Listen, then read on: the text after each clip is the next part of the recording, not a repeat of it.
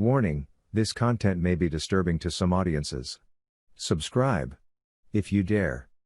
I was in the Philippines for Mount Pinatubo eruption in '91. Hey everybody, welcome to ANECDOSED. People ask Reddit.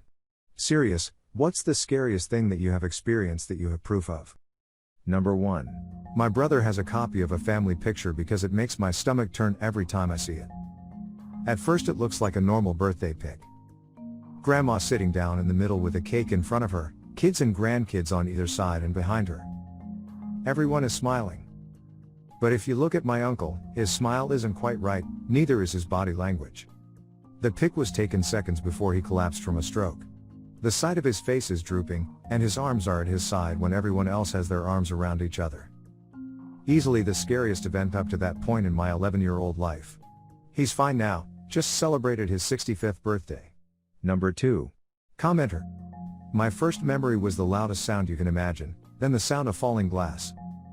I remember having to wear a mask, and getting yelled at for playing in the warm snow while my mom went into full-blown F1 panic mode. All the windows on one side of the house were gone. May 18, 1980. Mount St. Helens eruption. Person B. I was in the Philippines for Mount Pinatubo eruption in '91. It was dark for days because of the ash, and there just happened to be a typhoon that was going on at the same time. Buildings, cars, planes. Everything was getting crushed by wet volcanic ash. Number 3. Commenter. When I was a kid no older than 11, me and my family were on a road trip. My mother had started the day with headaches, but she was fine by the time we had left. Around half an hour in, the headaches returned, and they were much worse. It got so bad she had to stop driving and go to the back seat with me. A few minutes later she started talking nonsense and squirming. This is when panic set in. She could not speak words. In absolute terror we drove to the nearest her, while my struggling mom held my hands. At that moment I was certain my mom was going to die right next to me. However, we got to the hospital, and they were able to help her, and she survived. Turns out she had a stroke. Proof, medical records. Person B. My mom had a massive stroke 3 days ago, and was declared brain dead on arrival. Her last words were, "I'm afraid." We sorted through her stuff not soon after that, discovered that she had not only been living in extreme poverty and borderline delusion, but she had recently recovered from breast cancer and meth addiction. She never once mentioned any of us, any one of us could have helped her. She didn't ask for any help, always sent money or gifts, and wouldn't let us visit her. We didn't have a good relationship by any means, but if I had known my mother recovered from cancer and was sleeping on the floor, I would have helped her. I talked to her 3 hours before she had a stroke. She died watching a movie I recommended to her. Number 4. Commenter. I was in a car accident with my mill. We hit the back of a loaded log truck. It was weirdly similar to how traumatic events are seen in movies and shit. I remember it like everything was in slow motion without sound. Just before the actual impact I had the weirdest urge/thought that I needed to plant my leg so my phone would be okay in order to call my, at the time, boyfriend. I didn't think I was going to die or about anything other than needing that phone to call my boyfriend. I assume I was knocked out for a bit because the next thing I remember is suddenly being conscious again, not like waking up but just being aware again. There were logs in between me, the passenger, and my mill driver. I could only see her chin and hear what sounded like snoring. I was terrified that she would die, but it was a muted terror, like, I knew that's how I felt, but it was behind a wall. It was on the border of disassociation but not quite there. I couldn't open the door, so I climbed out the window and yelled to call 911. The truck driver had already put out road flares and called. I called my boyfriend to tell him what happened. My memory gets quite choppy from there. I remember a very kind nurse who had been driving home from work staying with me on the side of the road while waiting for emergency services to get there. I remember paramedics or firefighters, not sure which, showing up and starting to cut through the metal of my mill's truck to get her out. I told them that the truck had a back door they could open. I guess I just wanted to be helpful. The paramedic/firefighter thanked me. The wonderful nurse who stayed with me convinced me to go in an ambulance because I didn't know what to do since I wasn't actually hurt. I was extremely calm until the ambulance started moving, but the paramedic was really great at distracting me to keep me calm. He noticed my Doctor Who ringtone, so he started to talk to me about the show. It was probably the weirdest mental state I have ever experienced. I remember the paramedic trying to get in my left arm, but that arm's vein is weird and it hurt a lot. I asked if he could put it in the right one because it has a really great vein. I've had a lot of blood draws in the past. He said yeah, but seemed unsure of how because that side was against the wall. So helpful. In pain, me just yelled, "Just get on top of me and do it," remembering that now always cracks me up. My mill was taken to the hospital by helicopter. She was in the ICU for quite some time but survived. She has some brain damage, but it's mostly memory based and getting better every day. She had also lost the ability to taste/smell but has recently said it's about 70% back. She is quite possibly the nicest and most optimistic person I've ever had the pleasure of knowing.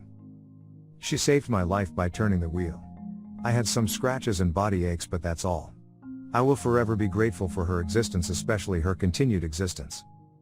I had a bad fear of driving before the accident, and I still have it now. I'm 25 and I've never had a driver's license, but I'm working on it. Sorry for the long rambling and unnecessary details. I guess I still haven't gotten over it, and it helps to talk about it.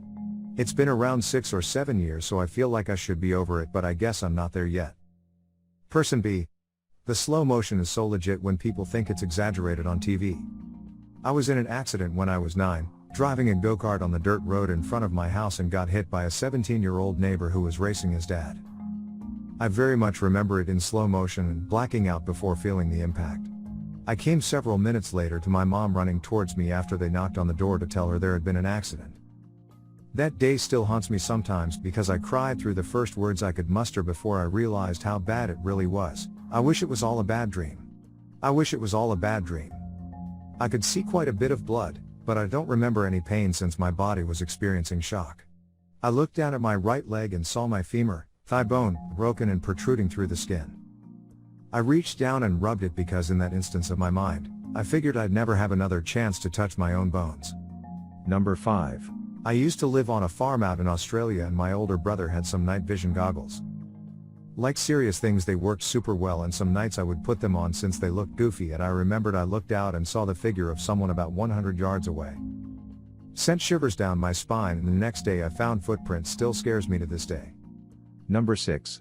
As a male teacher, being asked to come to the district office for a mystery meeting and being shown the anonymous emails laying out very false and very serious accusations against me.